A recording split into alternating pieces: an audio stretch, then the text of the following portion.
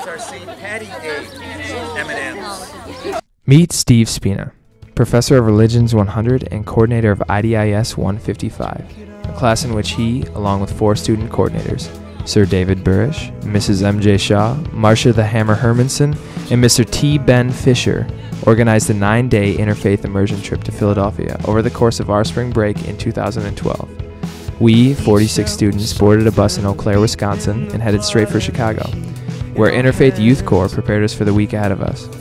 Our mission, a week-long tour of the world's religions. And what we found was a city filled with diversity and some of the most beautiful people we have ever met. It was real cooperation, real trust, and a true example of what we can be.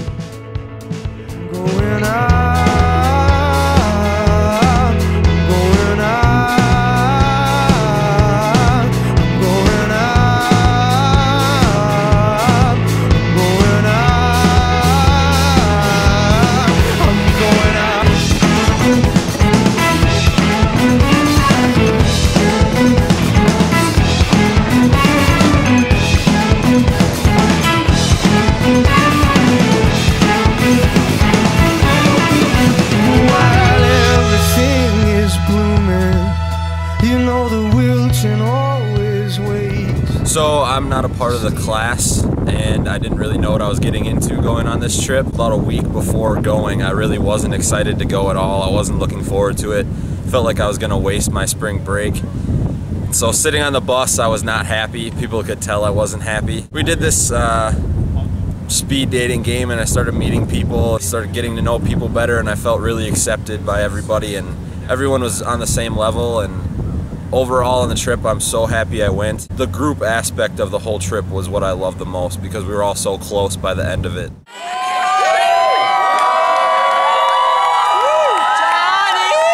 Johnny! There's a moose on the loose drinking juice. There's a moose on the loose drinking juice. You guys are freaks. Right arm, left arm, right leg, left foot. Look at your butt, bump your head, turn around. Have you ever seen? Take a look at me. Take a look at me.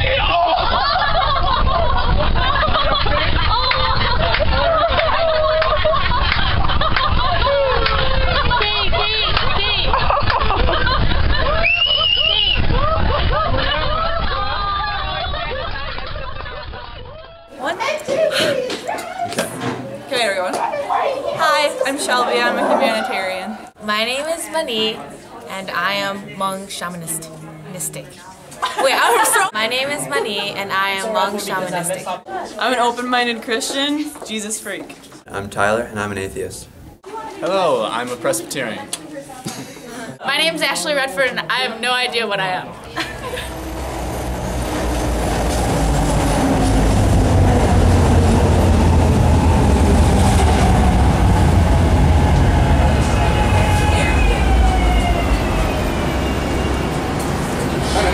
Are opening. 69th Street train making all stops. Everyone, meet Jim. A born and raised Philadelphian, he was brought up Christian but converted Quaker. The core concept of Quakers is the belief that God is in every one of us. They have no priest, no imam, no rabbi. We saw no crosses on the walls, no stained glass, not even a pulpit. Everyone was on the same level and had equal rights to speak, including children.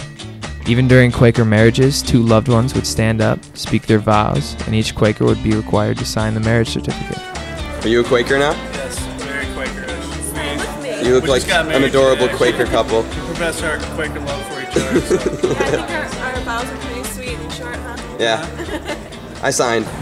The proper way for a man to pray, said the Reverend Dr. Blunt, is with his head contritely bowed and both hands clasped in front. Another man in the church said that a man should pray with his eyes to God and his arms outstretched in rapture. Oh, no, no, no, said Deacon Snow, such posture is too proud. A man should pray with eyes fast closed and head contritely bowed. Last year I fell in Hodgkin's Well, head first, said Cyrus Brown, with both my heels a-pintin' up, my head a-pintin' down. I prayed a prayer right then and there, best prayer I ever said, the prayin'est prayer I ever prayed, while standing on my head. I love that. Thank you, Jim. You're quite welcome. We just got done talking to a Quaker named Jim. Hey, he was so cool. I want to be my grandpa. Hey, he was so great. I loved him. And he recited to us a poem about the 5 blind men and the elephant. The first blind man goes up to the elephant and feels its side and says that the elephant is a wall. And the second blind man goes up and feels his tusk and says, no, it's a spear. And the third goes up and feels the foot or the leg and says, no, it's like a tree trunk. The theme of the poem is that the elephant is God, and that we all have a different approach and we all see a different truth, but it's only when we combine all those truths that we really know God and know the elephant. And I thought that was really inspiring and cool. Totally was.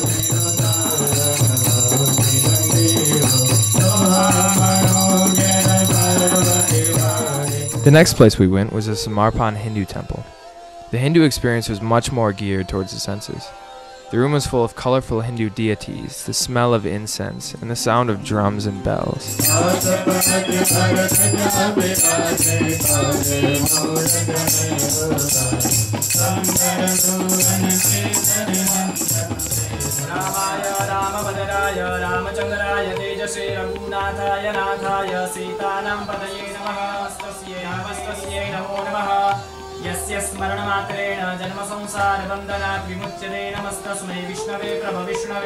After the service, we met Kant, an American Hindu who spoke to us about the importance of the interfaith movement. What values have you taken from Hinduism and from religion as a whole? I think that Hinduism, like many religions, has hospitality, charity, being a good person, non-violence. Many religions have that all those aspects to it. I take that from my religion, Hinduism, a lot, but I think Christianity, Judaism, many religions have that. That's what the point of being religious should be about, just taking these values, trying to live them to the fullest, adhere to them, so that you can yourself be a better person and not necessarily say, my religion taught me this and yours didn't. Because in reality, we're all trying to be better people, and what better way than religion to help us go about that way.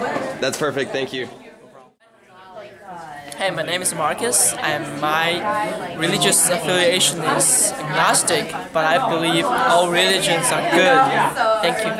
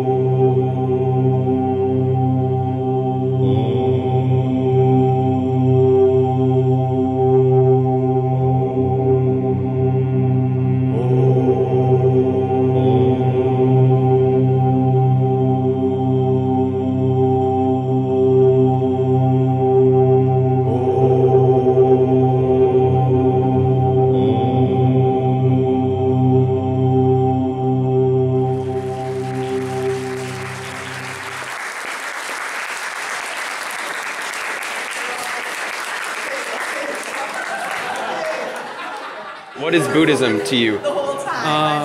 Buddhism is my everything, and my goal is to become a Buddha, and I want to get eternal happiness inside from me, and I want to spread it to you, and I want to share it over the world, all over the world.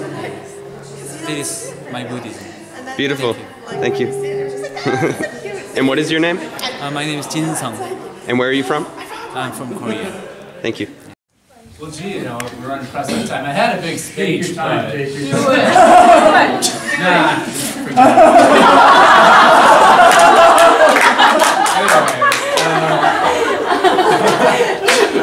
So, okay. So, the Philadelphia trip, you know, there was one experience on there that I really felt was unique from all the others. You know, everything we did was informative and eye-opening, and I don't think anyone can argue with that. You know, whether it was the presentations, the Catholic Mass, the Sikhism service, but there was one thing that truly stood out to me, because it involved me on a whole nother level outside of all those things. So, you know, social chain project, wanting to bring those experiences from Philadelphia to Eau Claire, I thought, wouldn't it be cool if I, at least drew up an outline of how to start a meditation club in Eau Claire? So... Oh my God! I'm so happy about that. Yeah, I was surprised how such a simple idea was so new, like there's really nothing else out there like that. We saw kids at every religious service we went to, but none were as involved as the kids at the Catholic Church. The young students participated in almost every part of the Mass. They recited scripture, they led us in prayer, and they even laid down a soulful rendition of I'll Be There by the Jackson 5.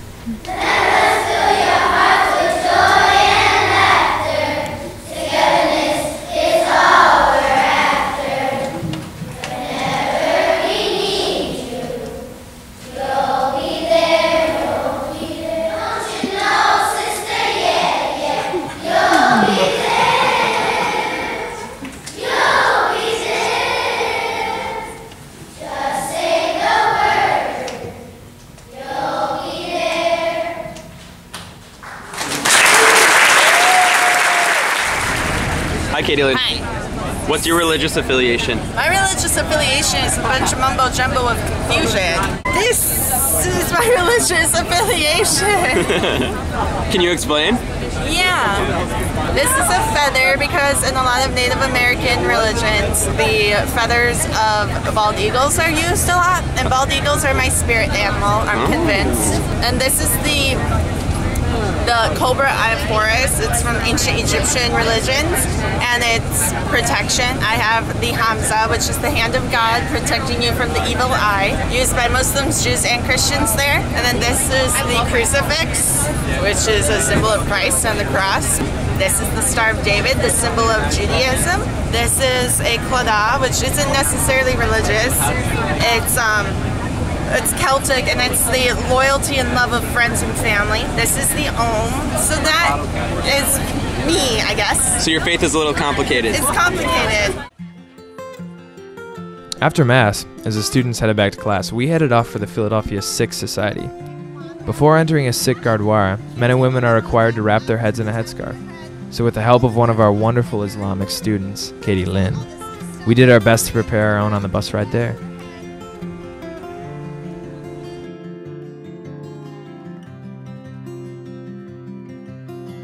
Sikhism insists on the absolute equality of all human beings, and this was obvious in the way that we were welcomed to the temple. The Sikhs treated us to a delicious, authentic meal and even asked us to participate in their service. There was no question that we were newcomers to the religion, but we were treated as guests and we really felt comfortable and welcome.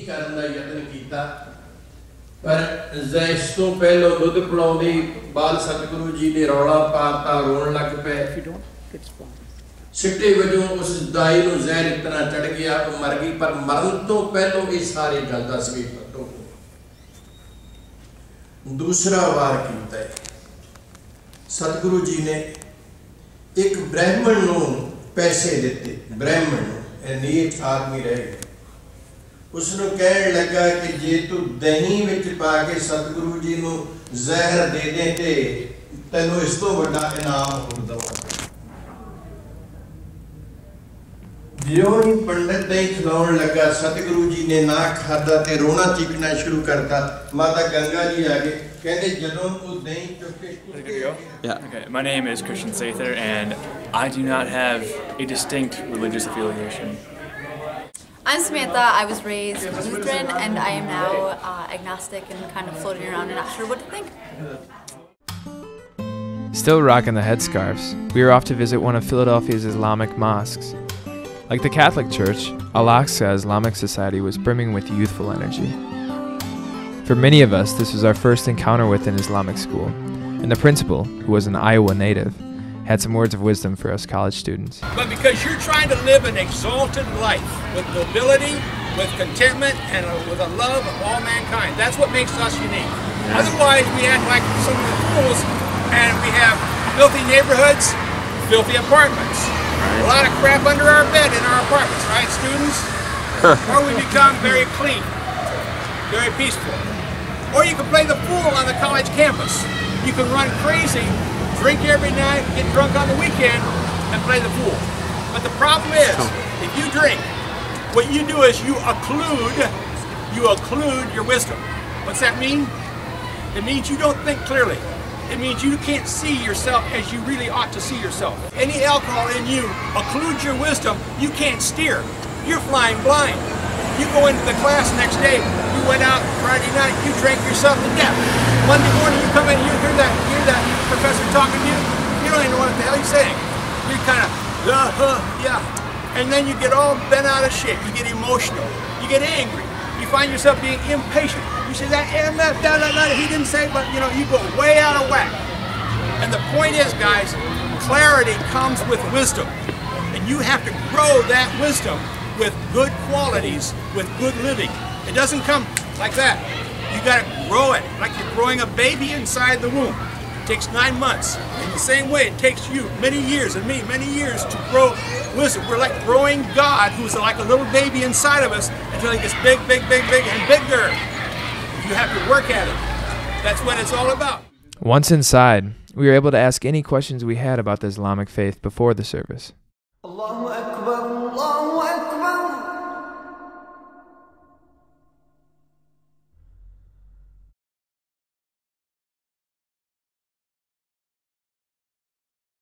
Allahu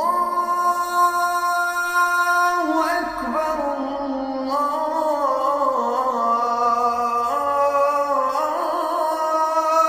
Akbar.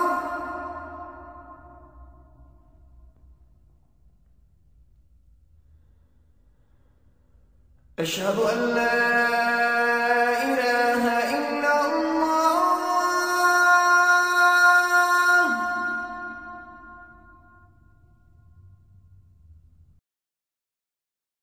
أشهد أن لا إله إلا الله.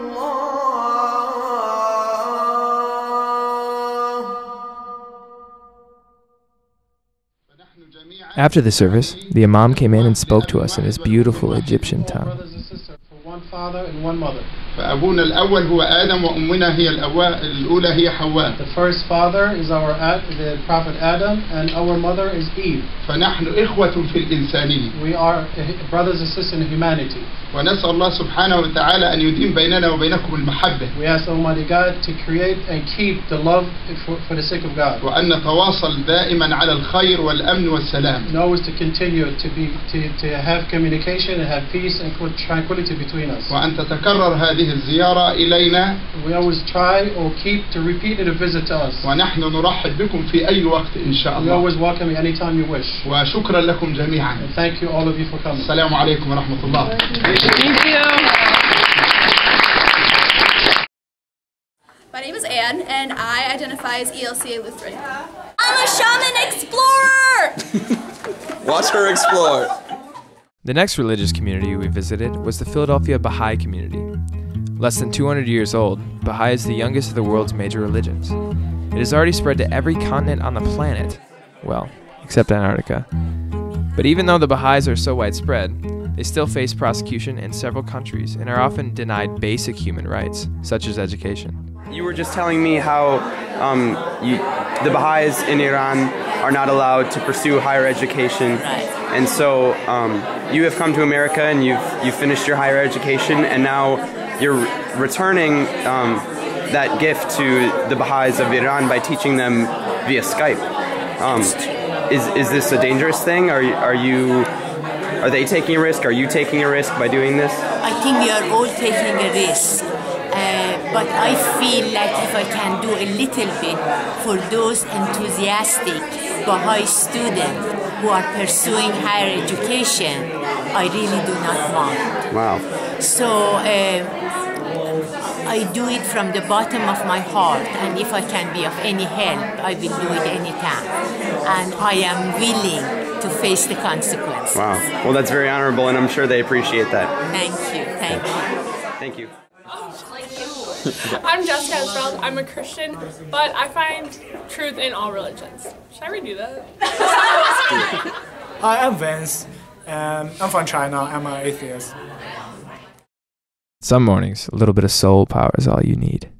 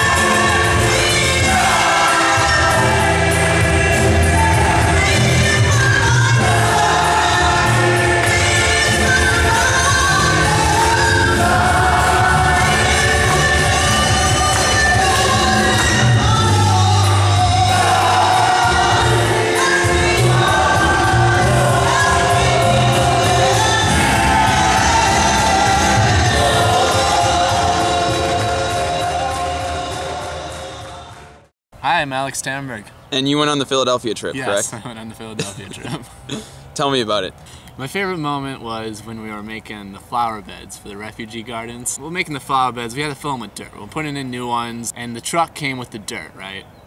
But the issue is that, you know, the truck dropped the dirt off on the other side of the street of where the garden beds are. So we start the conveyor belt, we start the assembly line, and passing the bucket along with dirt, passing the empty ones back, and you know, it just started out with a few people, and then as time went on, it seemed like, you know, the community started coming out of their houses. They started helping us, and we couldn't speak with them, you know, we couldn't talk with them at all, but they were so happy to see us, and they were so grateful. And eventually, you know, it was done, and we had such a great time working with them. We split the group in half, and half of the group went to a garden on the south side of Philly where we worked with refugees from Bhutan and Burma, and that was an amazing experience. That's where I was, and it was extremely inspiring to be around a group of people with this huge garden. I mean, it was a whole block of land that they had this garden.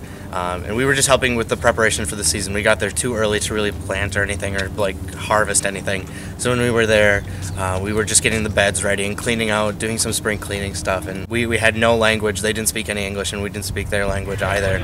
But there was so much camaraderie, and we were laughing and having a good time. We didn't need to use words, but it was that whole getting together and doing something for the common good. I mean, this whole neighborhood comes. I mean, they knew we were coming.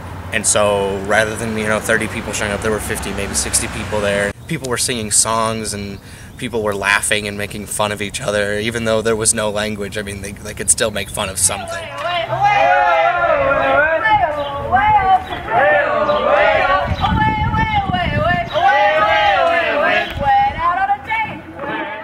And then the other group on the north side of Philly went to a church and moved the garden boxes from one side to the other. That seems kind of silly, but it was for the benefit of the plants and everything.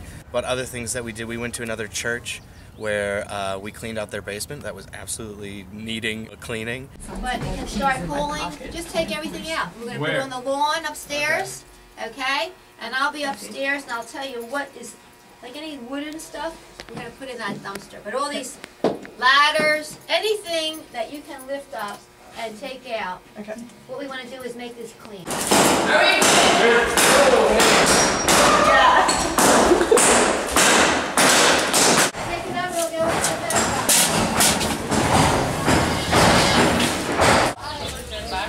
Like a banana.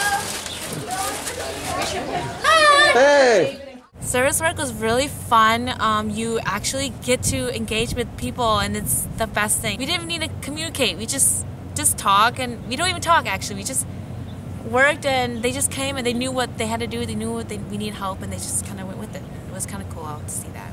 I think one of the refugees invited one of the students to her wedding. Yeah. That was amazing. I think it was April. Yeah, it was April, and that was funny, but it was great because she had a great conversation with one of the ladies, I bet, and that was pretty cool. I heard about that. That was amazing. She's lucky. When I went to this trip, I thought, yeah, this is gonna be easy. I know everything. I am accepted. I'm whatever.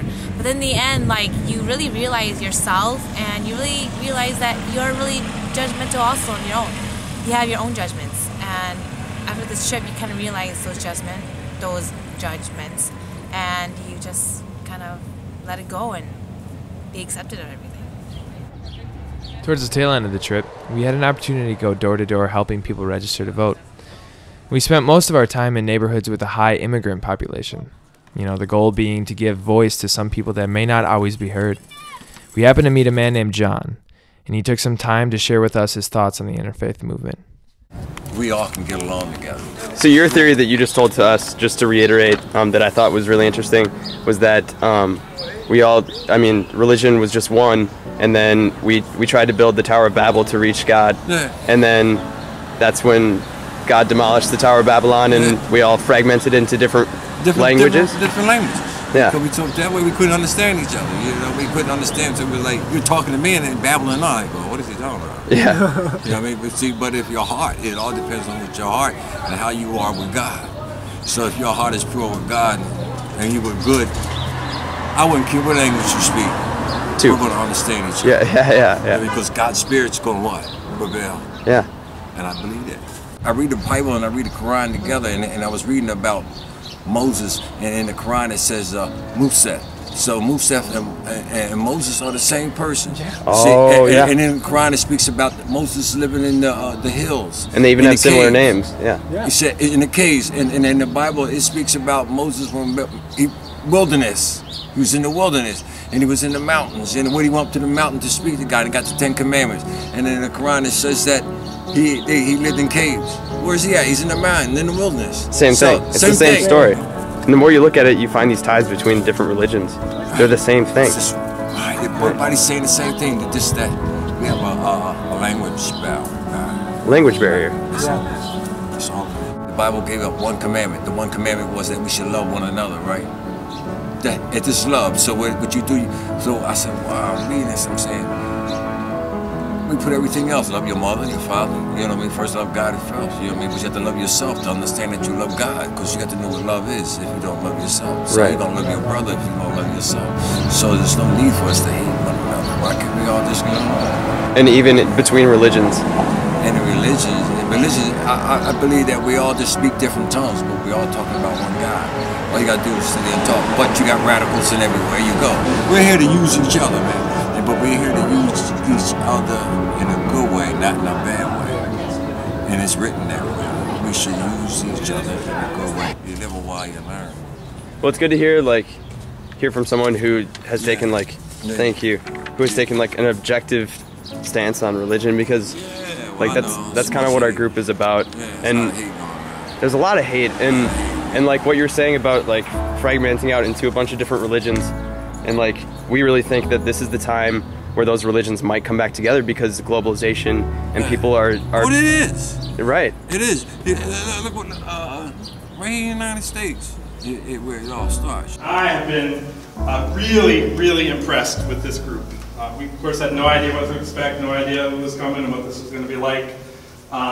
But I want to say that I obviously haven't had a chance to get to know all of you individually. You've demonstrated that intentionality, and that's the intentionality that's going to take little by little, right, in Philadelphia, in Wisconsin, wherever you happen to be, to create this world that we all desire for each other, where we come to greater understanding, build relationship, deepen connections between each other.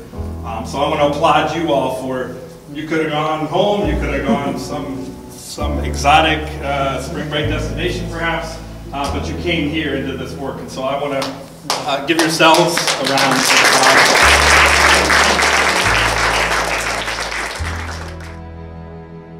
It's hard to wrap up the week that we had in Philadelphia. There were so many new things that we confronted, cultures we've never seen, traditions we're not familiar with, and living with almost 50 complete strangers was brand new in itself.